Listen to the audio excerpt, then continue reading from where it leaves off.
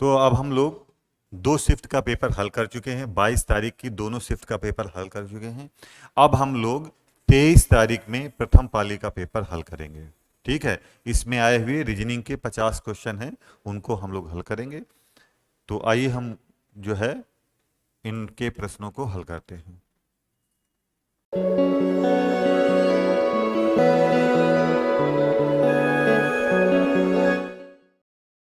Question number 1 को देखते हैं। इसमें पूछा गया है कि सबसे विषम कौन है।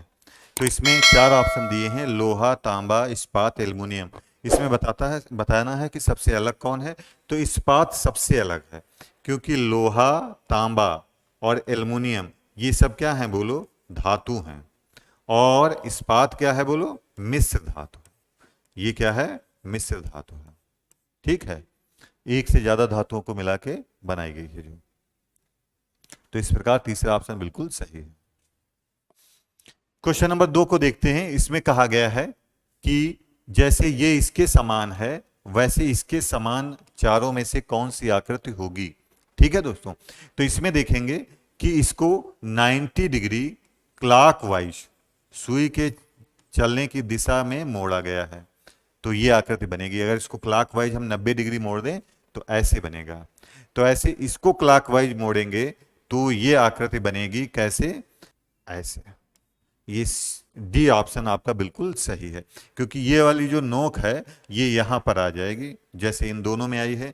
लेकिन इसमें क्या है, अंदर का जो गोला है वो नहीं मोड़ा गया है, तो इसमें ये भी मुड़ जाएगा साथ में। तो इस प्रकार चौथा ऑप्शन बिल्कुल सही है। ठीक है, 3 में पूछा गया है कि इनमें सबसे अलग कौन है। तो आपको पता है कि पास्कल, न्यूटन, जूल ये सब क्या है, वैज्ञानिक हैं। ये सब वैज्ञानिक हैं। और टोनी ब्लेयर जो है वो राजनीतिज्ञ हैं, ब्रिटेन के प्रधानमंत्री रहे हैं। ये राजनेता हैं, ब्रिटेन के पूर्व प्रधानमंत्री हैं। तो इस प्रकार टोनी ब्लेयर सबसे अलग है। क्वेश्चन नंबर 4 को देखते हैं। इसमें लिखा है उस शब्द का चयन करें जो निम्नलिखित समूह से संबंधित नहीं है। बड़ौदा, चेन्नई, बॉम्बे, कलकत्ता, कोचीन, पांडिचेरी, कानपुर, पूना, कालीकट। तो देखिए, पूना पुराना नाम है, इसका नया नाम क्या है, पुणे। ये नया नाम है, नया नाम। ठीक, कोचीन का नया नाम क्या है, कोच्चि, कोच्चि।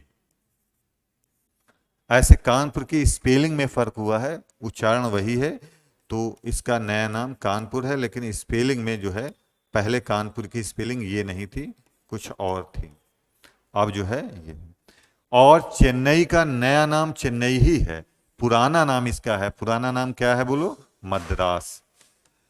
तो इसमें नया नाम दिया है, बाकी सब पुराने नाम दिए हैं, इसलिए पहला ऑप्शन आपका बिल्कुल सही है। ठीक है, क्वेश्चन नंबर 5 को देखते हैं। इसमें लिखा है 40 सहपाठियों में से 17 क्रिकेट खेलते हैं, 19 फुटबॉल खेलते हैं और 3 क्रिकेट और फुटबॉल दोनों खेलते हैं। तो उन छात्रों की संख्या की पहचान करो जो ना क्रिकेट खेलते हैं और ना ही फुटबॉल खेलते हैं। तो पहले हम खेलने वालों के लिए बना लेते हैं। 2 गेम्स हैं, तो इसमें 2 बनेंगे, है ना। एक तो पहला हो जाएगा क्रिकेट और दूसरा फुटबॉल, दोनों वाला बीच में रखेंगे। तो दोनों कितने लोग खेलते हैं, 3 क्रिकेट और फुटबॉल दोनों खेलते हैं, तो 3 आ जाएगा। क्रिकेट कितने खेलते हैं, 17, तो 17 में से 3 गया, तो यहां पर आ जाएगा 14। और फुटबॉल 19 लोग खेलते हैं, तो 19 में से 3 घट जाएगा, तो कितना आ जाएगा, 16। तो दोनों गेम खेलने वालों की संख्या हो जाएगी 14 + 3 + 16, यानी ये आ जाएगा 33। 33 लोग दोनों गेम खेलते हैं। तो ना खेलने वालों की संख्या हो जाएगी, दोनों गेम ना खेलने वालों की संख्या हो जाएगी,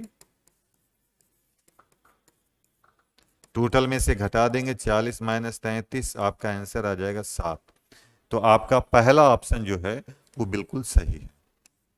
ठीक है, क्वेश्चन नंबर 6 को देखते हैं। इसमें लिखा है 30 छात्रों की एक कक्षा में 15 छात्र मराठी बोल सकते हैं, 17 हिंदी बोल सकते हैं और 13 अंग्रेजी बोल सकते हैं। 5 छात्र अंग्रेजी और मराठी दोनों बोल सकते हैं, इन में से 2 हिंदी भी बोल सकते हैं। ठीक है, तो इसका मतलब है इसमें 3 भाषाएं हैं, तो हम लोग 3 सर्किल बनाएंगे, और 3 भाषाओं वाला 3 वाला सर्किल हमने बताया था जब भी बनता है तो ऐसे बनता है, ठीक है। तो इसमें हम लोग लिख लेंगे, पहले नंबर पर ये मराठी है तो यम लिख देंगे, दूसरे नंबर पर हिंदी है तो इसको यच लिख देंगे, और ये तीसरी भाषा इंग्लिश है तो इंग्लिश लिख देंगे, है ना। अब इसमें कहा है कि जो है 2 हिंदी भी बोल सकते हैं, यानी 2 जो है वो तीनों भाषाएं बोलते हैं। 5 में से 2 तीनों भाषाएं बोलते हैं, तो ये एरिया जो है वो तीनों में कॉमन है।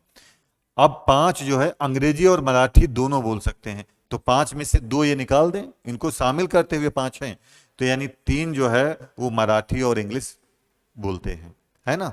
और हिंदी भी 2 छात्र बोलते हैं, तो ये ऐसे बनेगा। अब आगे कहा है कि इसमें 6 छात्र केवल अंग्रेजी बोलते हैं, तो केवल अंग्रेजी में 6 यहां पर आ जाएगा। फिर कहा है 7 छात्र केवल हिंदी बोलते हैं, तो केवल हिंदी का मतलब 7 यहां पर आ जाएगा। तो पूछा है कितने छात्र केवल मराठी बोलते हैं, यानी यहां की वैल्यू हमको निकालनी है। तो इसमें देखेंगे किस कौन सा घेरा है, कौन सा गोला है जिसमें एक जो है ज्ञात नहीं है। तो देखेंगे इंग्लिश, इंग्लिश टोटल कितने हैं, इंग्लिश टोटल कितना है बोलो। इंग्लिश टोटल है 13, तो 13 में से 6 3 9 2 11, यानी यहां पर आ जाएगा 2। अब इसको मान के लेंगे तो 13 हो जाएगा। अब हिंदी में देखते हैं, हिंदी में टोटल कितने हैं 17, 17 में 7 2 9 2 11, यानी यहां पर आ जाएगा 6। अब मराठी का निकालना है, तो मराठी में टोटल कितने लोग हैं 15, तो 15 मराठी हैं, तो इसका मतलब 15 6 2 8 और 3 11 4 15, तो केवल मराठी बोलने वालों की संख्या हो जाएगी 4। इस प्रकार आपका तीसरा ऑप्शन जो है वो बिल्कुल सही है, ठीक है। क्वेश्चन नंबर 7 को देखते हैं। इसमें लिखा है छात्रों का एक निश्चित समूह ट्रेन से यात्रा कर रहा है। 30 छात्रों के पास मोबाइल फोन है और 20 छात्रों के पास टैबलेट है, ठीक है। 15 छात्रों के पास मोबाइल फोन के साथ साथ टैबलेट भी है, जबकि अन्य 15 छात्रों के पास ना मोबाइल है ना टैबलेट है। तो यात्रा करने वालों की कुल संख्या बतानी है। तो इसमें 2 लोग आए हैं, तो 2 गोले बनाएंगे इसमें ऐसे, पहले में लिखेंगे टैबलेट और दूसरे में लिखेंगे मोबाइल, ठीक है। और इसमें कॉमन पहले लिखते हैं, तो 15 छात्रों के पास मोबाइल फोन के साथ टैबलेट भी है, यानी यहां पर संख्या आ जाएगी कितनी 15। और कहा है 30 छात्रों के पास मोबाइल फोन है, तो 15 तो ये कॉमन हो गए, तो यानी इनको मिला के 30 है ना, तो 15 इधर आ जाएगा। और 20 छात्रों के पास टैबलेट है, तो जिसमें 15 ये हो गए, तो इधर कितना बचा 5। तो टोटल कर देंगे, तो इसमें टोटल कर देंगे 5 + 15 + 15, यानी 35 छात्रों के पास टैबलेट और मोबाइल है, ठीक है। और इतने छात्रों के पास टैबलेट और मोबाइल है। इसमें कहा है कि 15 छात्रों के पास ना मोबाइल है ना टैबलेट है, तो इसमें 15 जोड़ देंगे, यानी टोटल संख्या हो जाएगी 50। तो कुल छात्र संख्या हो जाएगी 50। इतने लोगों के पास टैबलेट मोबाइल है, इतने के पास नहीं है, तो टोटल संख्या 50 आ जाएगी। इस प्रकार आपका तीसरा विकल्प जो है वो बिल्कुल सही है, ठीक है। तीसरा ऑप्शन बिल्कुल सही है। क्वेश्चन नंबर 8 में है, दिए गए चित्र में त्रिभुजों की संख्या निकालनी है। तो देखेंगे सिंगल वाले त्रिभुज कितने होंगे, 1 2 3 4 5 6, तो टोटल सिंगल वाले हो जाएंगे 6 त्रिभुज, ठीक है। अब ऐसे त्रिभुज कितने होंगे डबल वाले देख लेते हैं। तो डबल वाले में देखेंगे, तो डबल वाले में एक ये हो जाएगा डबल वाला इधर का, और ऐसे ही एक इधर का डबल वाला हो जाएगा, यानी इस लाइन के एक इधर और एक इधर। ऐसे ही दूसरा देखेंगे, तो इस लाइन के इधर वाला उस लाइन के इधर, यानी ये वाला एक त्रिभुज होगा, ठीक है। और इस लाइन के इधर वाला एक ये त्रिभुज होगा। टोटल इधर हो जाएंगे 4, इस वाली लाइन के एक इधर और एक इधर, ऐसे इस वाली लाइन के एक उधर और एक इधर, टोटल 4 त्रिभुज और हो जाएंगे डबल वाले। तो इनकी संख्या 4 हो जाएगी, और 3 वाले कोई होंगे नहीं, तो कुल मिला के इनकी संख्या हो जाएगी 10। तो इस प्रकार टोटल त्रिभुज हो जाएंगे 10, यानी तीसरा विकल्प जो है वो बिल्कुल सही है। ठीक। क्वेश्चन नंबर 9 को देखते हैं। इसमें लिखा है कि नीचे दी गई पेपर की शीट जिसमें सामने की ओर संख्याएं चिन्हित की गई हैं और पीछे की ओर तरफ कुछ नहीं लिखा को इस प्रकार फोल्ड करके एक पासा बनाया गया है कि संख्याएं बाहर की ओर दिखाई देती हैं। तो दिए गए विकल्प कौन सा विकल्प इस क्यूब को सही दर्शाता है, यानी इसके आधार पे इन पासों को, इससे अगर इसको मोड़ के, ये तो खुला पासा है, इसको अगर बंद किया जाए तो इन चारों विकल्पों में से कौन सा ऑप्शन सही है। तो इसको मोड़ेंगे तो आप ध्यान से मोड़ेंगे तो इसमें देखेंगे कि दूसरा वाला जो विकल्प है वो बिल्कुल सही है। ठीक है। क्वेश्चन नंबर 10 को देखते हैं। इसमें लिखा है एक व्यक्ति अपने घर से निकलता है और पूर्व की ओर 10 किलोमीटर चलता है, फिर वह दाहिने मुड़ता है और 5 किलोमीटर चलता है, फिर 180 अंश मुड़ के 10 किलोमीटर चलता है, तो अंत में वह बाएं मुड़ता है और 10 किलोमीटर चलता है। तो वह अपने प्रारंभिक स्थान से कितना दूर है। तो आप लोगों को डायरेक्शन तो पता ही होगी, इधर हमेशा पूर्व होता है, इधर उत्तर होता है, इधर पश्चिम होता है और इधर दक्षिण होता है। तो इसका आरेख हम लोग बना लेते हैं। इसमें कहा है पूर्व की ओर 10 किलोमीटर चलता है, तो यहां से हम लोगों ने 10 किलोमीटर ले लिया, पूर्व दिशा की ओर चला, कितना 10 किलोमीटर। ठीक है। फिर क्या कहा है इसमें, फिर वह दाहिने मुड़ता है और 5 किलोमीटर चलता है। तो दाहिने 5 किलोमीटर चलता है, इसका मतलब दाहिना इसका नीचे की ओर होगा, 5 किलोमीटर चला। ठीक है। इसके बाद वह 180 अंश मुड़ जाता है। तो 180 अंश का मतलब है कि सीधी रेखा पर, जैसे वो, इसका मतलब है वो बैक में चला जाता है। तो 10 किलोमीटर बैक जाता है, तो 5 किलोमीटर ये हो गया और 5 ऊपर यहां पर आ गया, तो ये भी 5 होगा, टोटल हो गया 10। ये 180 अंश पर मुड़ा। ठीक है, 10 आ गया। फिर 10 किलोमीटर चलता है, अंत में वो बाएं मुड़ता है और 10 किलोमीटर चलता है। तो ये देखिए इधर 10 किलोमीटर बाएं मुड़ा, 10 किलोमीटर गया। ठीक है। अब ये आरंभिक स्थान है और इससे पूछा है ये दूरी कितनी है। तो ये दूरी जो है वो बराबर होगी और कितनी होगी, 5 किलोमीटर। तो इसका मतलब वो प्रारंभिक स्थान से 5 किलोमीटर की दूरी पर है। इस प्रकार सेकंड वाला ऑप्शन जो है वो बिल्कुल सही है। ठीक है।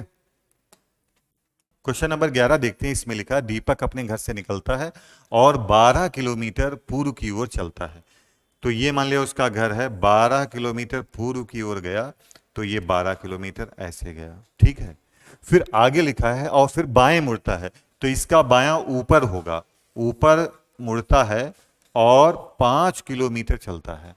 कितने किलोमीटर चलता है, 5, तो 5। फिर कहा है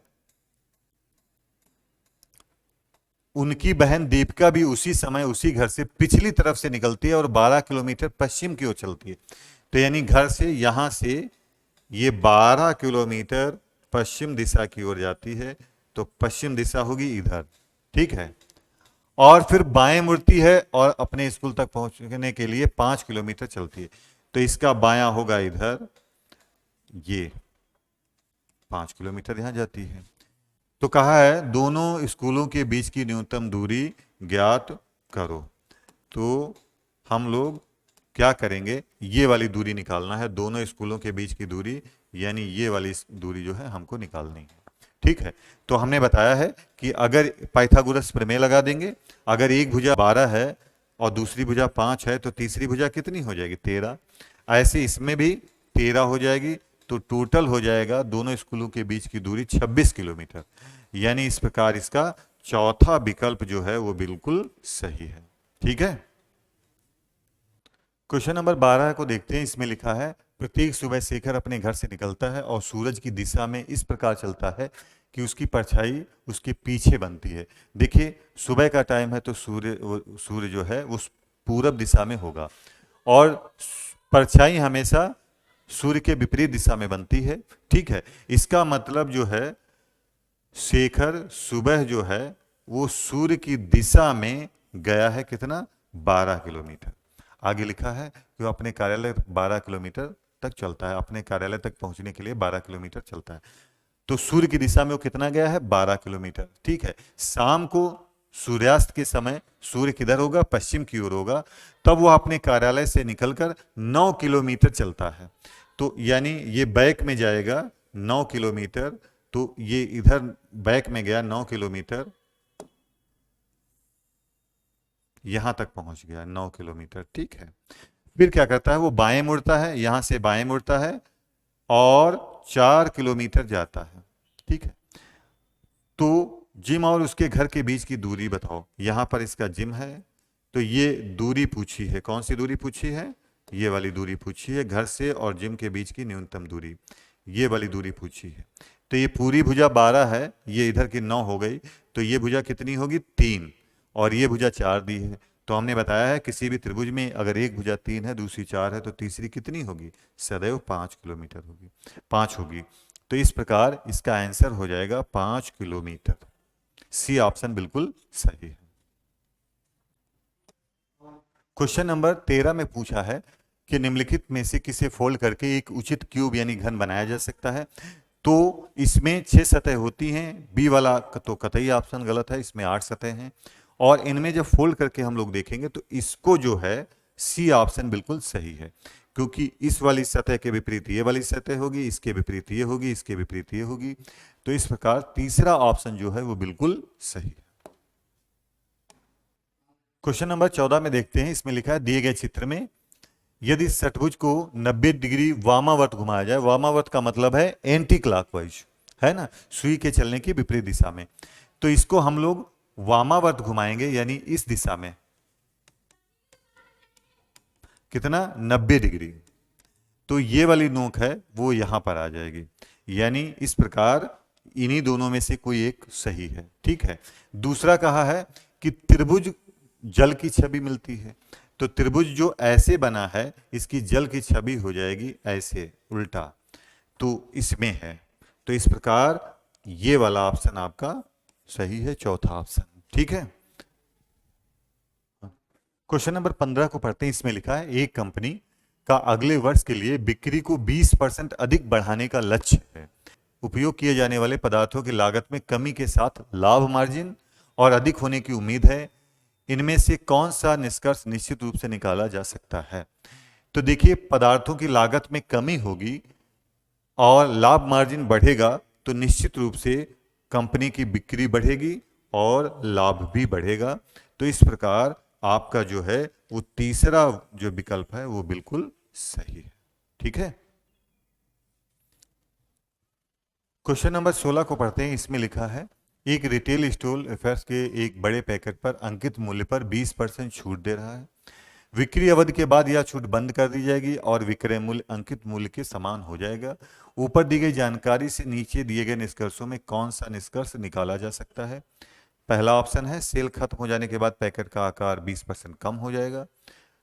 ऐसे करके ऑप्शन परसेंटेज में दिए हैं, तो हम लोग जो है इसमें निकाल लेते हैं कि हमने मान लिया एमआरपी कितना है, 100 रुपये है, तो सेलिंग प्राइस कितना हो जाएगा, 20% की छूट है, यानी 100 पर 20 की छूट, तब इसका सेलिंग प्राइस हो जाएगा 80।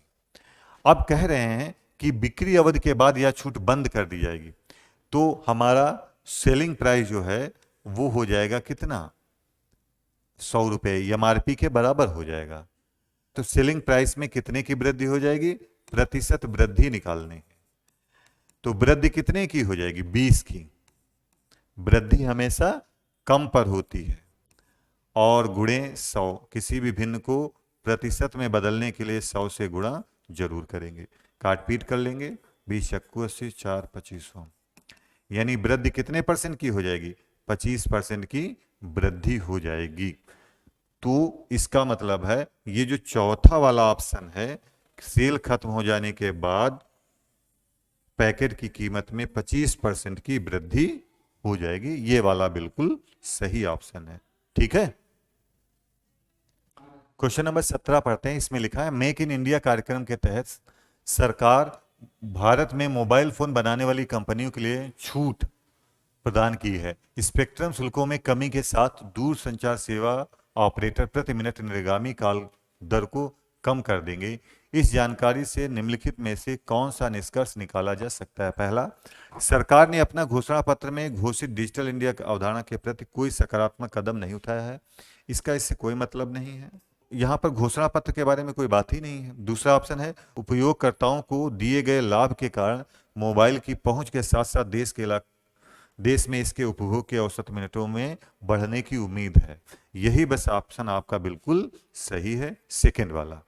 ठीक है, सरकार चीनी हैंडसेट पर आयात प्रतिबंध लगाएगी और मोबाइल ऑपरेटरों के हैंडसेट बनाने पर इस टाइप की भी कोई जानकारी नहीं है। और चौथा है, मोबाइल हैंडसेट की लागत बढ़ेगी, उपभोक्ता पोस्ट पेड की जगह प्रीपेड कनेक्शन लेंगे। ये भी गलत है। तो दूसरा ऑप्शन ही बिल्कुल सही है, बाकी ऑप्शन सही नहीं है।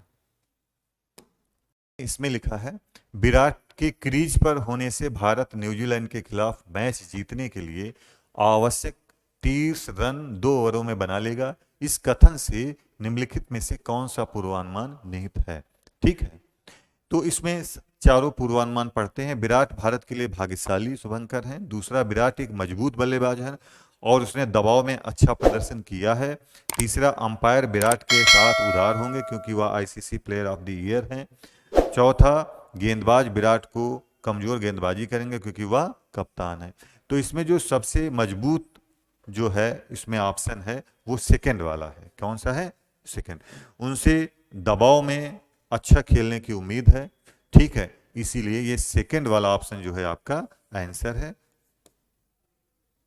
क्वेश्चन नंबर 19 को देखते हैं। इसमें लिखा है, इस बार रेलगाड़ी से हमारी यात्रा बहुत आरामदायक थी क्योंकि हमने एसी श्रेणी के डिब्बे हमारे टिकट बुक किए थे। इस कथन से निम्नलिखित में से कौन सा पूर्वानुमान निहित है? तो देखिए, इसमें चारों ऑप्शन पढ़ लेते हैं। यात्रा की सभी श्रेणियां यात्रियों को समान आराम प्रदान करती हैं, ये तो कतई गलत है। रेलगाड़ी से यात्रा सड़क से यात्रा से बेहतर है, ये भी गलत है। हो भी सकता है लेकिन कंफर्म नहीं है। सी, एसी के श्रेणी के डिब्बे शयनयान श्रेणी के डिब्बे की तुलना में यात्रियों को अतिरिक्त आराम प्रदान करते हैं, ये सही है। चौथा है, एसी श्रेणी के डिब्बों की टिकट उड़ान टिकटों से थोड़ी सस्ती होती है। तो इस प्रकार आपका जो तीसरा विकल्प है वो बिल्कुल सही है। ठीक है, क्वेश्चन नंबर 20 देखते हैं। इसमें लिखा है, महेश को इस वर्ष अपने वेतन में सबसे अधिक वेतन वृद्धि प्राप्त हुई क्योंकि उसने अपने विभाग में सबसे अच्छा प्रदर्शन किया था। ठीक है, और अपने सभी लक्ष्यों को हासिल किया था। इस कथन से निम्नलिखित में से कौन सा पूर्वानुमान निहित नहीं है? यहां पर ध्यान देंगे, नहीं वाला ऑप्शन देना है। जो है उन पर नहीं ध्यान दें, मतलब उनको वो आंसर नहीं होंगे, जो नहीं है वो वाला आंसर होगा। ठीक है, तो पढ़ लेते हैं चारों। उच्च वेतन वृद्धि के लिए कार्यस्थल पर उच्च प्रदर्शन की आवश्यकता होती है, सही है। तय किए गए लक्ष्यों को हासिल करने का अर्थ है कार्यस्थल पर उच्च प्रदर्शन होता है, ठीक है। महेश के अन्य सहयोगियों में से किसी ने भी अपने निर्धारित लक्ष्य को प्राप्त नहीं किया, चौथा ऑप्शन है। इस वर्ष महेश की तुलना में अन्य सहयोगियों की वेतन वृद्धि कम थी, तो आपका जो है वो तीसरा ऑप्शन गलत है, यानी सी ही इसका आंसर है। आपको गलत वाला बताना है जिसके बारे में निश्चित नहीं कहा जा सकता है। तो इस प्रकार तीसरा ऑप्शन जो है वो बिल्कुल आपका सही है। 21 को देखते हैं। इसमें लिखा है, एक व्यक्ति को अपनी शिक्षा पूरी करने और नौकरी में सेट होने के बाद 25 वर्ष की उम्र में शादी करनी चाहिए। इस कथन से निम्नलिखित में से कौन सा पूर्वानुमान निहित है? पहला, 25 वर्ष की उम्र में एक व्यक्ति परिपक्व और वित्तीय रूप से स्थिर भी होता है। दूसरा, 25 वर्ष की उम्र में से पहले लड़कियों का मिलना मुश्किल होता है। तीसरा, लड़कियां उन लड़कों को स्वीकार नहीं करती जिनकी आयु 25 वर्ष से अधिक होती है। चौथा, लड़कियां अशिक्षित और बेरोजगार लड़कों से शादी नहीं करती हैं। तो इस प्रकार इसमें जो सही ऑप्शन है वो पहला वाला है। पहला वाला विकल्प जो है वो बिल्कुल सही है कि 25 वर्ष की आयु में एक व्यक्ति परिपक्व और वित्तीय रूप से स्थिर हो जाता है। ठीक है, क्वेश्चन नंबर 22 को पढ़ते हैं। इसमें लिखा है, माउस जैसे क्लिक से संबंधित है वैसे कीबोर्ड किससे संबंधित है? तो कीबोर्ड जो है वो टाइप के लिए यूज होता है। तो इस प्रकार सी ऑप्शन आपका बिल्कुल सही है। क्वेश्चन नंबर 23 को देखते हैं। इसमें लिखा है, एक निश्चित कूट भाषा में यदि बिल्डिंग को ये लिखा जाता है तो इसको क्या लिखेंगे? तो इसमें देख लेते हैं कैसे लिखा है। तो इसकी नंबरिंग कर लेते हैं। अंग्रेजी वर्णमाला में बी का स्थान होता है 2, यू का 21, आई का 9, यल का 12, डी का 4, आई का 9, एन का 14, जी का 7, है ना। तो देखो यही लिखा है 2, 21, 9, 12, 4, 9, 14, 7। तो वैसे इसको भी लिख लेंगे। यस का अंग्रेजी वर्णमाला में स्थान होता है 19, के का 11, वाई का 25, यस का 19, सी का 3, आर का 18, ए का 1, पी का 16, ई का 5 और आर का 18। तो इसमें आपका आंसर हो जाएगा वो चौथा ऑप्शन बिल्कुल सही है। ठीक है, चौथा ऑप्शन जो है वो बिल्कुल सही है। क्वेश्चन नंबर 24 जो है करते हैं। इसमें लिखा है ए बी का पति है। तो ए पति है किसका? बी का। तो इसमें ए पुरुष होगा और बी माइनस महिला होगी। सी बी का भाई है, तो उसी पीढ़ी का होगा, भाई है, पुरुष होगा। डी बी का पिता है, तो जिसका पिता है उससे एक पीढ़ी ऊपर होगा और पुरुष होगा। ई बी का बेटा है, तो बेटा एक पीढ़ी नीचे होता है, जिसका होता है बेटा है। ठीक है। यफ ए की बेटी है, तो यफ जो है वो ए की बेटी है। ठीक। अब पूछा है यफ और डी के बीच क्या रिश्ता है। तो यफ डी की क्या होगी? पोती। यफ पोती होगी और डी क्या होगा? बोलो, दादा होगा। तो आपका आंसर है दादा पोती, यानी सी वाला ऑप्शन जो है वो बिल्कुल सही है। ठीक है। क्वेश्चन नंबर 25 देखते हैं। ये भी ब्लड रिलेशनशिप का क्वेश्चन है। इसमें लिखा है सुधाकर सुधा का पति है। तो सुधाकर जो है वो सुधा का पति है, तो इसकी फैमिली ट्री ऐसे बनेगी। ठीक है। सुधाकर सुमेधा के नाना हैं, तो सुधाकर नाना है किसके? सुमेधा के। तो इसकी कोई बेटी होगी और उसकी जो पुत्री है वो है सुमेधा। तो सुधाकर सुमेधा के क्या हो गए? नाना हो गए। और सुधा सोमेश की दादी है, तो सुधा जो है वो सोमेश की दादी है, यानी इसका कोई भाई होगा, उसका लड़का है, उसका बेटा है कौन? सोमेश। ठीक। आगे है राकेश और रितिका सुमेधा के माता पिता हैं। तो राकेश और रितिका, यहां पर आ जाएगा रितिका, सुमेधा के माता पिता हो गए। ठीक। जबकि सोमेश रोमेश और रोमिया का बेटा है, तो यहां पर आ जाएगा रोमेश। क्या आ जाएगा? बोलो, रोमेश। और इसकी माता होंगी रोमा, बेटा है। रोमेश और रितिका के बीच का क्या रिश्ता है? तो रोमेश और रितिका के बीच का रिश्ता जो है, ये दोनों आपस में क्या हैं? भाई बहन हैं। तो आपका आंसर हो जाएगा डी, भाई और बहन। ठीक है। क्वेश्चन नंबर 26 देखते हैं। इसमें लिखा है रत्नाकर कहता है मैं रश्मि का भाई हूं जो सदानंद और सुरेखा की पोती है। ठीक है। रश्मि कहती है मैं रजनी की बेटी हूं जो सुरेखा की बहू है। रत्नाकर और सदानंद के बीच क्या संबंध है? तो हम इसकी फैमिली ट्री बनाते हैं। रत्नाकर कहता है मैं मतलब रत्नाकर। रत्नाकर कहता है कि मैं रश्मि का भाई हूं, तो इसका भाई जो है रश्मि का क्या है? ये भाई है। ठीक। जो सदानंद और सुरेखा की पोती है, ये जो है सदानंद और सुरेखा की पोती है, तो यानी ये पिता के पिता होंगे। कौन? सदानंद और सुरेखा। ठीक है। रश्मि सदानंद और सुरेखा की क्या है? पोती है। आगे कहा है रश्मि कहती है कि मैं रजनी की बेटी हूं, तो रजनी इसकी माता होंगी, बेटी हूं। जो सुरेखा की बहू है, तो ठीक है, सुरेखा की बहू तो है ही है। रत्नाकर और सदानंद के बीच का संबंध बताना है, तो रत्नाकर जो है वो सदानंद के पुत्र का पुत्र है, यानी इसमें हो जाएगा संबंध दादा और पोते का। तो इस प्रकार आपका सेकंड वाला ऑप्शन बिल्कुल सही है। क्वेश्चन नंबर 27 देखते हैं। इसमें लिखा है ए एंड बी का अर्थ है ए बी का पति है। ठीक है।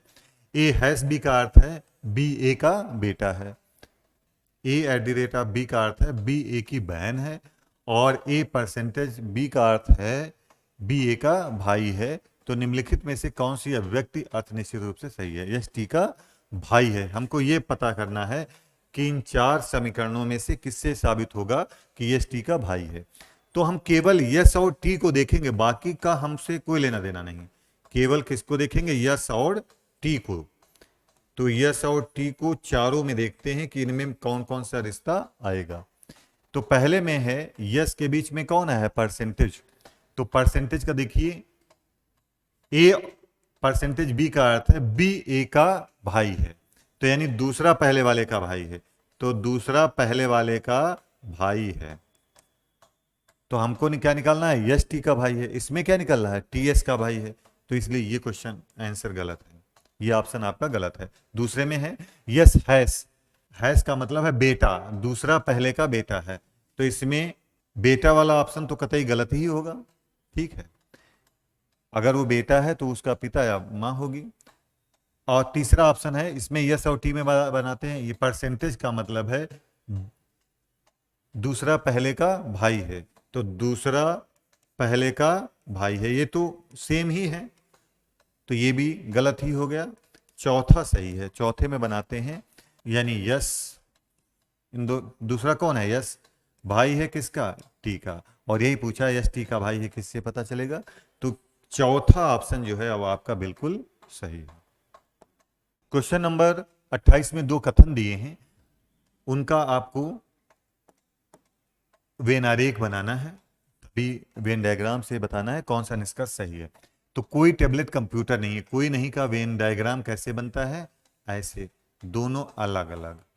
कोई टेबलेट कंप्यूटर नहीं है, दोनों अलग अलग बनेंगे। ठीक है। दूसरा है सभी कंप्यूटर मोबाइल हैं। सभी कंप्यूटर मोबाइल हैं, तो सभी कंप्यूटर मोबाइल हैं, ये ऐसे बनेगा, सभी कंप्यूटर मोबाइल हैं। लेकिन ये ऐसे भी बन सकता है कि जो है ये इसको टच कर जाए, सभी कंप्यूटर मोबाइल हैं, ऐसे भी बन सकता है, टेबलेट को टच करे, और नहीं भी कर सकता है, दोनों कंडीशन है। तो जो दोनों कंडीशन में सही होगा वही हमारा निष्कर्ष सही माना जाएगा। तो इसमें हम निष्कर्ष पढ़ते हैं। पहला क्या है? कोई टेबलेट मोबाइल नहीं है, तो कोई टेबलेट मोबाइल इस कंडीशन में नहीं है, लेकिन दूसरी कंडीशन में है। तो जो दोनों स्थितियों में सही निकलेगा वही हमारा आंसर होगा। दूसरा है कोई मोबाइल टेबलेट नहीं है, तो इस परिस्थिति में तो नहीं है, इस पहली वाली कंडीशन में। दूसरी कंडीशन में जब नीला वाला है वो दूसरी वाली कंडीशन है, उसमें है, तो ये भी निश्चित रूप से नहीं सही। तीसरा, कुछ मोबाइल कंप्यूटर है, तो मोबाइल कुछ कंप्यूटर हैं, ये तो दोनों स्थितियों में सही है। इस प्रकार तीसरा ऑप्शन जो है वो आपका बिल्कुल सही है, ऑप्शन सी बिल्कुल सही है। क्वेश्चन नंबर 29 देखते हैं, इसमें दो कथन दिए गए हैं, दोनों का फिर हम लोग वेन आरेख बनाते हैं, उसके आधार पर निष्कर्ष निकालेंगे। तो पहला, सभी जेब्रा घोड़े हैं, तो सभी वाला वेन आरेख कैसे बनता है? ऐसे, तो सभी जेब्रा घोड़े हैं, ऐसे। ठीक है। दूसरा क्या है? सभी घोड़े गधे हैं, तो इसको ऐसे बना देंगे, सभी घोड़े गधे हैं। ठीक है, दोनों कथनों का हमने वेन डायग्राम बनाया। अब इसके आधार पर निष्कर्ष निकालना है कि कौन सही है। तो पहला देखते हैं, सभी जेब्रा गधे हैं। सभी जेब्रा गधे हैं, ये बिल्कुल सही बात है, सभी जेब्रा गधे हैं। ठीक है, ये सही है। पूरे जेब्रा को घेरे हुए गधे हैं, सही है। दूसरा, सभी गधे के जेब्रा हैं, ये गलत है, पूरे गधे को घेरे हुए जेब्रा थोड़ा ना है। तीसरा, कुछ गधे जेब्रा हैं, ये सही है। और चौथा, कुछ घोड़े जेब्रा हैं, ये भी सही है, कुछ घोड़े का कुछ हिस्सा जेब्रे में है, ये भी सही है। तो केवल सेकंड वाला जो है निष्कर्ष वो असत्य है। तो इस प्रकार अगर आप देखेंगे तो ACD यानी तीसरा वाला जो ऑप्शन है वो बिल्कुल सही है। ठीक है। क्वेश्चन नंबर 30 में देखते हैं, इसमें लिखा है, यदि अंग्रेजी वर्णमाला में सभी स्वर हटा दिए जाएं तो वर्णमाला की नई श्रृंखला में 15वां स्थान पर कौन सा अक्षर आएगा? तो देखिए वैसे तो अगर ना हटाते स्वर तो 15 स्थान पर कौन आता है? ओ। ठीक है, अब स्वर होते कौन कौन है? ए, ई, आई, ओ, यू। तो इनमें 15 स्थान तक ये 4 स्वर आएंगे। कैसे स्वर आएंगे? 4 स्वर। अगर इनको हटा देंगे हम लोग तो 4 स्थान आगे बढ़ जाएगा, यानी 15 प्लस 4 19 नंबर पर आएगा कौन? यस। ठीक है, जितने अक्षर बीच में स्वर गायब होंगे उतने सीरीज आगे बढ़ जाएगी। तो जो 19 नंबर पर है वो कितने नंबर पर आ जाएगा? 15 नंबर पर। और उस 19 नंबर पर आता कौन है? यस। तो नई श्रृंखला में यस जो 19 नंबर पर आता है वो कितने नंबर पर हो जाएगा? 15 नंबर पर। इसलिए ऑप्शन सी बिल्कुल सही है। क्वेश्चन नंबर 31 में देखते हैं, इसमें लिखा है यदि अंग्रेजी वर्णमाला में आभास संख्या के स्थान पर आने वाले सभी अक्षरों को हटा दिया जाए तो वर्णमाला की नई श्रृंखला में 11वें स्थान पर क्या आएगा? ठीक है, तो देखिए ध्यान से देखिए कि जो अभाज्य संख्याएं होती हैं वो पहली अभाज्य संख्या होती है 2, फिर 3, फिर 5, फिर 7, फिर 11, 13, 17, 19 डैश डैश डैश। ठीक है, तो अंग्रेजी वर्णमाला में जो ये क्रम में आएंगे उन अक्षरों को हटाना है। तो A, B, C, D, E, F, G, H, I, J, K, L, M, N, O, P, Q, R, S, T, U, V, W, X, Y, Z. ऐसे लिख लिया। अब हमको हटाना कौन को है? जो इस क्रम पे आएंगे। दूसरे नंबर पर जैसे इसको हटा देना है, 3 नंबर पर इसको हटा देना है, 5 नंबर वाले को हटा देना है, 7 नंबर वाले को हटा देना है, 11 नंबर वाले को हटा देना है, 13 नंबर वाले को हटा देना है। ठीक है, 17 नंबर वाले को हटा देना है और 19 नंबर वाले को हटा देना है। ठीक है, आगे 23 नंबर वाले को हटा देना है। कितने को हटाना है? अब देख लेते हैं 11वें नंबर पर कौन आएगा। 1, 2, 3, 4, 5, 6, 7, 8, 9, 10, 11। तो आपका आंसर हो जाएगा 11 नंबर पर आएगा आर। तो इस प्रकार आपका जो है सेकंड वाला ऑप्शन बिल्कुल सही है। क्वेश्चन नंबर 32 में लिखा है अक्षरों और संख्याओं की निम्नलिखित श्रृंखला पर विचार कीजिए। और ये श्रृंखला दी गई है। इसमें पूछा है दाएं से 31वें अक्षर के दाएं 17वां अक्षर कौन सा है? तो ये जब सेम होते हैं दाएं दाएं तो हम लोग क्या कर देते हैं? बोलो, माइनस कर देते हैं। दाएं दाएं होगा, बाएं बाएं होगा तो माइनस, दाएं बाएं बाएं दाएं होगा तो प्लस करेंगे। तो इसका मतलब है दाएं से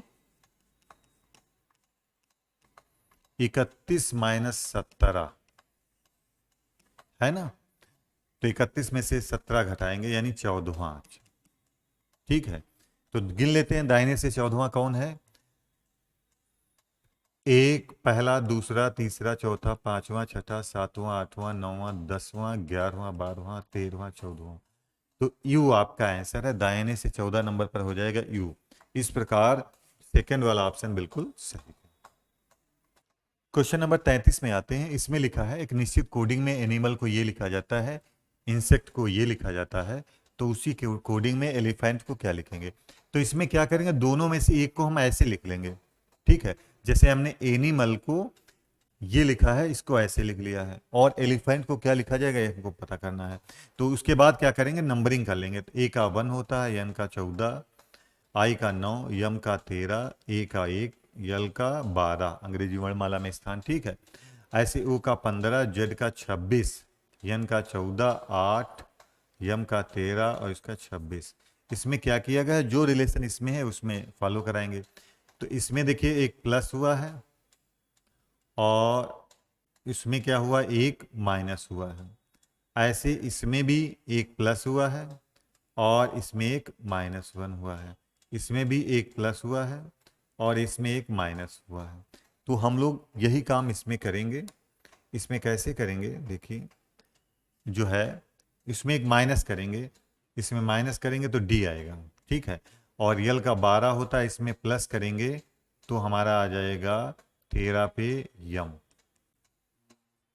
ऐसे ही इसमें इसका 16 होता है, इसका 5 होता है। इसमें जो है माइनस करेंगे, यहाँ पर प्लस करेंगे तो 16 में एक जोड़ेंगे तो 17 क्यू आ जाएगा, और इसमें से घटाएंगे 5 में से तो डी आ जाएगा 4 नंबर। ठीक है, ऐसे इसमें एक होता है, एक जोड़ेंगे, नहीं एक इसमें जो है, इसमें एक जोड़ेंगे तो यहाँ पर आ जाएगा बी 2 नंबर, और ऐसे 8 में से एक घटाएंगे तो आ जाएगा से जी यानी 7 नंबर। ठीक है, ऐसे इसमें एक जैसे उसमें हुआ है +1 करेंगे तो यू आ जाएगा, और इसमें 14 है, एक माइनस करेंगे तो यम आ जाएगा। तो इस प्रकार देखेंगे ये आपका आंसर है, और ये किस में दिया है, चौथे ऑप्शन में दिया है। तो इस प्रकार जो है वो चौथा विकल्प आपका बिल्कुल सही है। क्वेश्चन नंबर 34 में है, उस शब्द युग्म का चयन करो जो निम्नलिखित में अगला आएगा। ठीक है, तो यानी यहाँ पर कौन सा ग्रुप आएगा इन चारों में से, ये आपको निकालना है। तो नंबरिंग कर लेते हैं। पहला जो है इसकी नंबरिंग 4 है, इसकी 7 है, इसकी 10 होती है, 13 है, 16 है, 19 है। तो इससे पता चल रहा है सब में क्या हो रहा है, 3 3 जुड़ रहा है।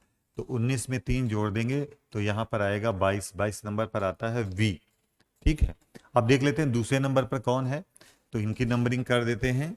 इनकी नंबरिंग करते हैं तो आ जाएगा, इसका अंग्रेजी वर्णमाला में 23 स्थान होता है, इसका 20 होता है, 17, 14, 11, 8। तो इसमें भी देखेंगे तो सब में 3 3 जो है वो माइनस हो रहा है, 3 माइनस हो रहा है। तो 8 में से 3 जाएगा 5, यानी यहाँ पर बीई आ जाएगा। तो इस प्रकार जो है आपका चौथा विकल्प बिल्कुल सही है। ठीक है, क्वेश्चन नंबर 35 देखते हैं। इसमें पूछा है कि अगला शब्द युग्म कौन सा आएगा। तो हम लोग देखिए नंबरिंग कर लेते हैं, सी और डी। सी के बाद डी आया है, ऐसे जी के बाद एच आता है, यम के बाद यन आता है, यू के बाद बी आता है, जी के बाद एच आता है, तो यू के बाद कौन सा आएगा, वी। तो यानी स्टार्टिंग किससे होगी, वी से होगी। ठीक है, अब इसके बाद वाला अक्षर कौन सा आएगा, तो इसमें जो है +2 जुड़ा है, इसमें कितना जुड़ा है, +3 जुड़ा है। इनकी नंबरिंग कर लेंगे तो बहुत आसानी से, इसमें जो है +5 जुड़ा है, ऐसे इसमें +7 है, इसमें +11 है। ठीक है, और इसमें +15 हुआ है। तो अब की हो जाएगा, इसमें जो है वी में +17 जोड़ेंगे, तो 17 जोड़ेंगे तो आपका आंसर यहाँ पर आ जाएगा यानी यम। तो आपका आंसर हो जाएगा वी यम, यानी तीसरा ऑप्शन जो है वो बिल्कुल सही है। क्वेश्चन नंबर 36 को देखते हैं। इसमें लिखा है, एक सीक्वेंस दी है और इसमें पूछा है क्वेश्चन मार्क की जगह पर क्या आएगा। तो सबसे पहला काम ये करते हैं, नंबरिंग कर लेते हैं इनकी। तो देखते हैं अल्टरनेट, अल्टरनेट देखते हैं। ठीक है, तो एक छोड़ करके, ठीक है, इसमें जो है तो यहाँ पर तो क्वेश्चन मार्क उल्टा चलना पड़ेगा। दूसरा इसको ऐसे कर लेते हैं, दूसरे का। ठीक है, अब इसके आधार पर देखते हैं क्या हुआ है। 31 हुआ है, 32 हुआ है, फिर 33 हुआ है, और फिर 34 हुआ है। और इसमें क्या है, 29 है, फिर 30 है, फिर यहाँ पर 31 आएगा। इसका मतलब ये दोनों तो कतई गलत है ना, पहला या तीसरा ऑप्शन ही सही होगा। अब देखें क्या हुआ है, देखिए इसका अंग्रेजी वर्णमाला में 2 स्थान होता है। ठीक है, इसका 5 हुआ है, तो कितना जुड़ा है, 3। ठीक है, कितना जुड़ा है, 3। फिर इसमें देखेंगे इसका 12 होता है, तो 5 में कितना जोड़ दें, 7। और फिर इसमें कितना जुड़ा है, इसका 23 होता है, तो यानी इसमें 11 जुड़ा है। ठीक है, कितना जुड़ा है, 11। तो इस प्रकार देखेंगे 3 7 11 जुड़ा है, यानी इसका अंतर 4 है और इसका ये अंतर कितना है, 4 है। अब ऐसे ही हम उसमें भी कर लेते हैं, देखेंगे इसमें सी का 3 होता है और यहाँ पर कितना हुआ, 8, तो कितना जुड़ा है, 5 जुड़ा है। ठीक है, अब ऐसे ही यहाँ पर देखेंगे तो 5 4 का डिफरेंस आना चाहिए, जैसे इसमें आया है वैसे इसमें कितना आना चाहिए, 4 का डिफरेंस। तो यानी यहाँ जुड़ेगा कितना, यानी 8 में 9 जोड़ें तो कितना हो जाएगा, इसमें 8 में 9 जोड़ेंगे तो यहाँ पर आ जाएगा 17, यानी क्यू। और उसके हिसाब से यहाँ पर 31 आना ही चाहता। तो आपका इस प्रकार देखा जाए तो तीसरा विकल्प जो है वो बिल्कुल सही है। ठीक है, तो इनमें देखिए 4 का ही डिफरेंस है, तो इस प्रकार आपका तीसरा विकल्प बिल्कुल सही है। क्वेश्चन नंबर 37 में देखते हैं, इसमें लिखा है निम्नलिखित श्रृंखला में अनुपस्थित पद का चयन करें, यानी यहां पर कौन सा आएगा।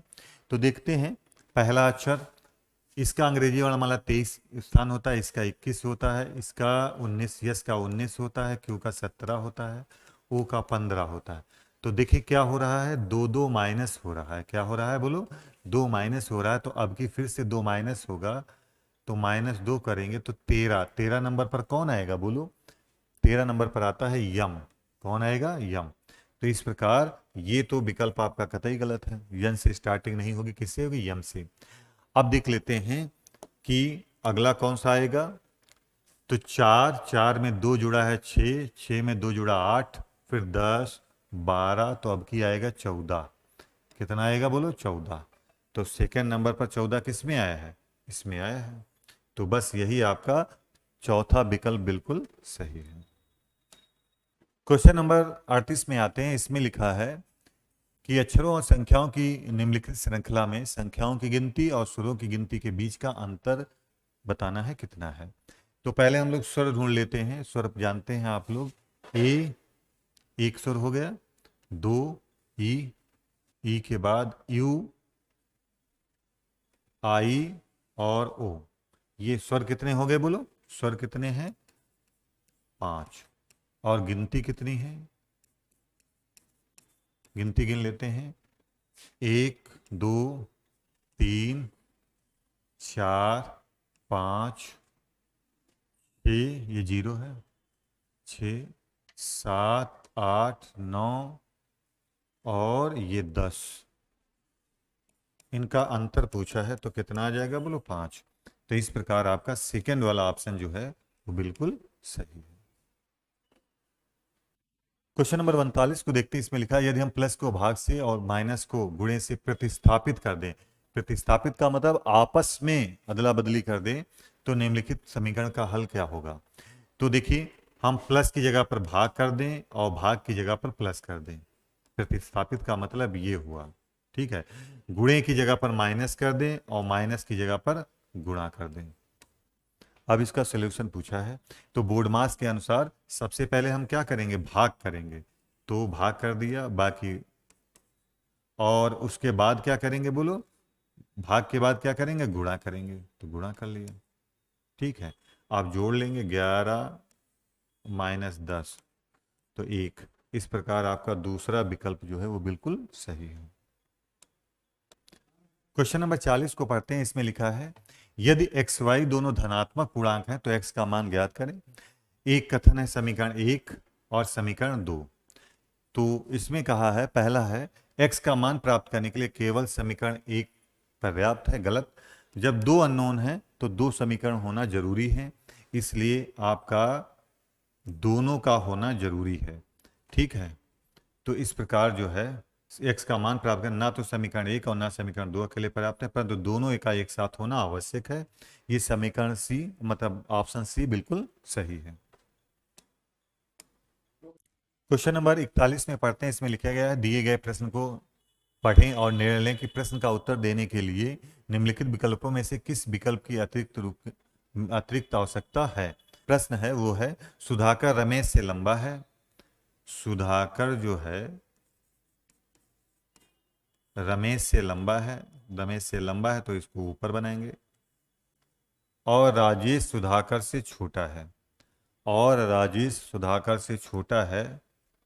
तो अब कितना छोटा है ये क्लियर नहीं है, तो राजेश यहां पर भी हो सकता है और यहां पर भी हो सकता है, ये अभी क्लियर नहीं है। इसके लिए कुछ अतिरिक्त जानकारी होना जरूरी है।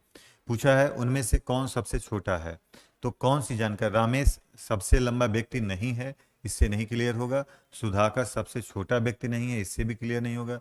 राजेश सबसे लंबा व्यक्ति नहीं है, इससे भी नहीं क्लियर होगा।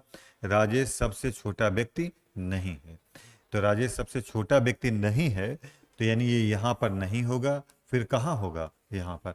तो सबसे छोटा कौन हो जाएगा, रमेश। तो यानी जो ये चौथी जानकारी दी गई है, ये बहुत जरूरी है आंसर देने के लिए। तो इसकी जो है ये अतिरिक्त जानकारी होना जरूरी है। चौथा विकल्प आपका बिल्कुल सही है। ठीक है। क्वेश्चन नंबर 42 है, इसमें लिखा है दिए गए प्रश्न को पढ़ें और निर्णय लें कि प्रश्न का उत्तर देने के लिए निम्नलिखित विकल्पों में से किस विकल्प की अतिरिक्त रूप से आवश्यकता है। ठीक है। दो लड़के अल्पेश ध्रुव और दो लड़कियां सगुना और वंदना का एक समूह में एक गोल मेज के चारों ओर बैठे हैं। सभी का मुंह अंदर की ओर है, तो हम लोग गोल मेज बना लेते हैं और इसमें बराबर दूरी पर 4 स्थान बना लेते हैं। ठीक है। उनके बीच बराबर दूरी है। अल्पेश ध्रुव और सगुना के बीच में बैठा है, तो अल्पेश जो है वो ध्रुवित और सगुना के ठीक बीच बैठा है। तो यहां पर भी सगुना हो सकती है, यहां पर भी ध्रुवित हो सकता है। ये कंफर्म नहीं है। ठीक है। तो ये कंफर्म नहीं है। आगे क्या है, वंदना के तत्काल बाईं ओर कौन बैठा है। तो यानी यहां पर वंदना होगी। अब तत्काल बाएं एग्जैक्ट में निकालने के लिए कुछ अतिरिक्त जानकारी होना जरूरी है।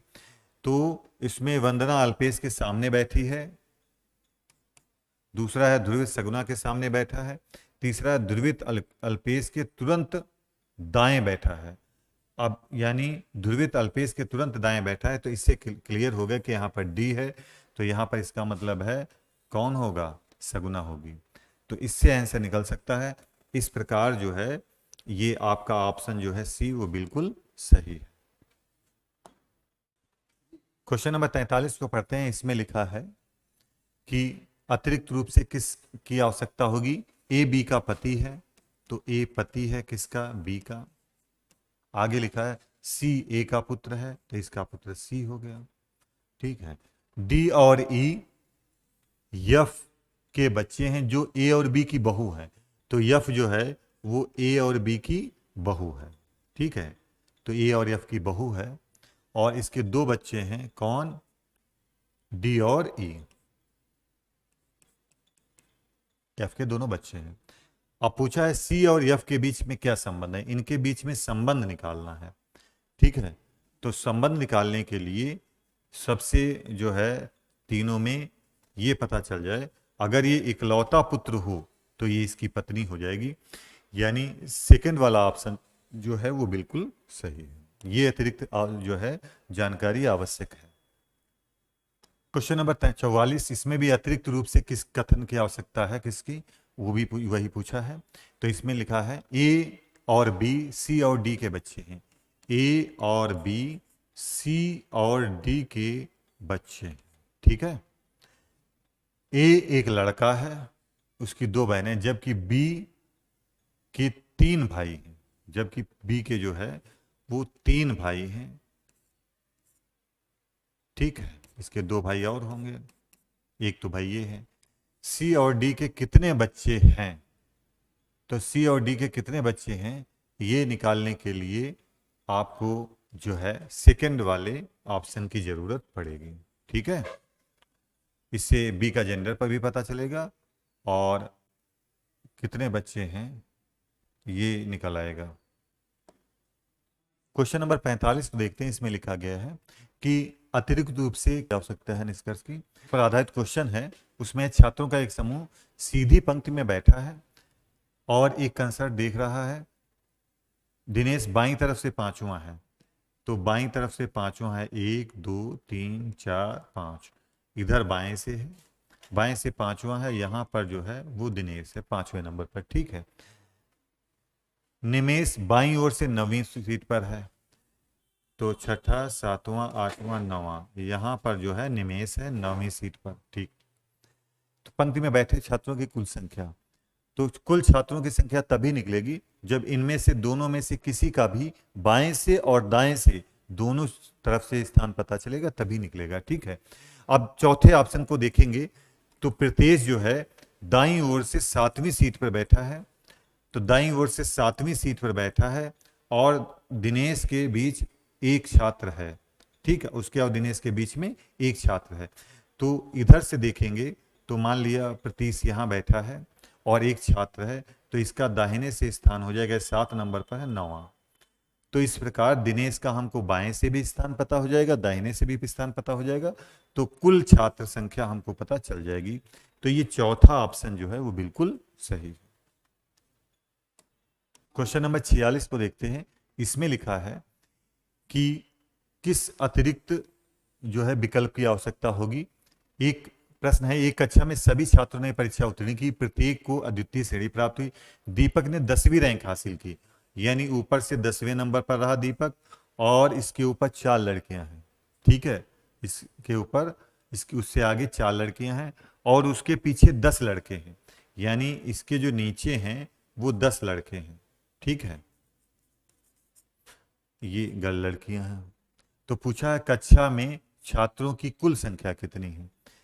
तो ऊपर तो लड़कियों की संख्या बताया है, यहां पर लड़कियों की संख्या नहीं पता है, जबकि लड़कों की क्लियर हो जाएगी। तो जिसमें लड़कियां दी होंगी वही आपका आंसर हो जाएगा। तो इसमें देखेंगे चौथा ऑप्शन जो दिया है उसमें लड़कों की कुल संख्या लड़कियों की कुल संख्या से 4 अधिक है। ये लड़कियों के बारे में जानकारी इसमें दी गई है। तो ये जो विकल्प है इसकी आवश्यकता होगी आंसर देने के लिए। इस प्रकार चौथा विकल्प आपका बिल्कुल सही है। क्वेश्चन नंबर 47 को देखते हैं। इसमें लिखा है कि किस अतिरिक्त विकल्प के रूप में आवश्यकता होगी। प्रश्न है, दीपक, दीपांकर और दीपिका प्रवेश पंक्ति में खड़े हैं। दीपिका 16वें स्थान पर खड़ी है, जो अंतिम है।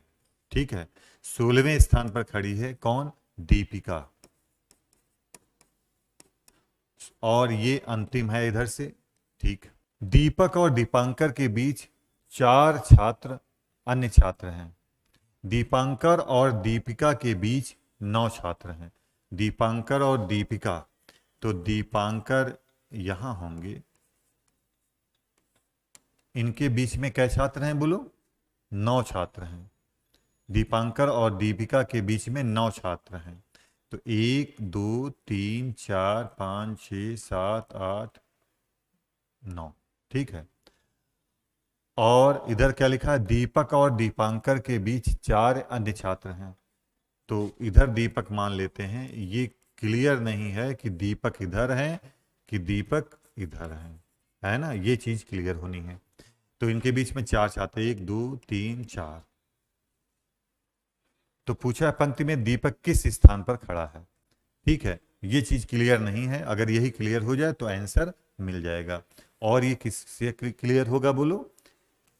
सेकंड वाले ऑप्शन से। सेकंड वाले ऑप्शन से क्लियर होगा। सेकंड वाले ऑप्शन में अगर दिया होगा पीछे है तो ये वाली कंडीशन आ जाएगी और आपका आंसर आ जाएगा। तो इस प्रकार इसमें बी वाला ऑप्शन सही है। नंबर 48 देखते हैं। इसमें लिखा है कि एक आदमी के पास 10 रुपये, 20 रुपये और 50 रुपये के मूल्य के कुछ नोट हैं। 10 रुपये के नोटों की संख्या 20 रुपये के नोटों की संख्या से 20 अधिक है और 50 रुपये के नोटों की संख्या से 50 अधिक है। तो व्यक्ति के पास कुल कितनी राशि है? तो इसमें क्या करेंगे हम लोग? 10 रुपये, 20 रुपये और 50 रुपये के नोटों की संख्या में जो है अनुपात निकाल लेंगे। ठीक है, निकल आएगा।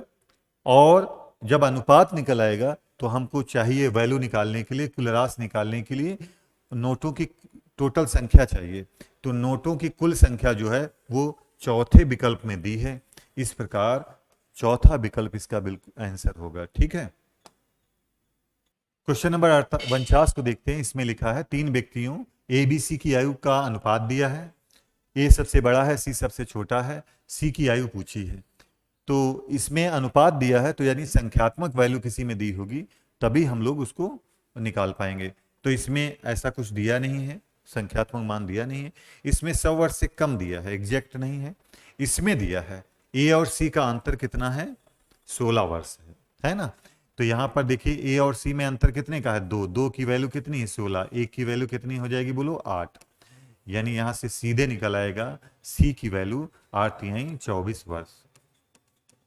तो इस प्रकार आपका सी ऑप्शन बिल्कुल सही है। नंबर 50 को देखते हैं। इसमें लिखा है किसी कोडिंग में प्लेन को ये लिखा जाता है तो ट्रेन को क्या लिखेंगे? तो हम लोग क्या कर लेते हैं, लिख लेते हैं PLANE, इसको वैसे ही लिख लेते हैं RJCLG। अब हम लोग इसकी नंबरिंग कर लेते हैं। पी का अंग्रेजी वर्णमाला में 16 स्थान होता है, यल का 12, 1, 14, ई का 5, ऐसे ही आर का 18, 10, सी का 3, 12 और 7। इसमें देखिए क्या हो रहा है, +2 हो रहा है, इसमें -2, फिर +2, फिर -2, फिर +2। तो वही इसमें जो रिलेशन है वही इसमें अप्लाई कर देंगे। सबसे पहले +2 करेंगे तो इसका 20 होता है, +2 करेंगे तो 22 नंबर पर आ जाएगा वी। ठीक है, आर में 18 होता है, -2 करेंगे तो ये आ जाएगा पी 16। वी वी और वी के बाद क्या आ जाएगा, पी आ जाएगा। फिर ए में क्या है, 1 होता है, इसमें +2 करेंगे अब की तो ये आ जाएगा सी 3। ठीक है, फिर आई में 9 होता है, माइनस करेंगे तो अब की आ जाएगा जी, है ना। तो इस प्रकार देखा जाए तो तीसरा ऑप्शन जो है वो आपका बिल्कुल सही है। ठीक है।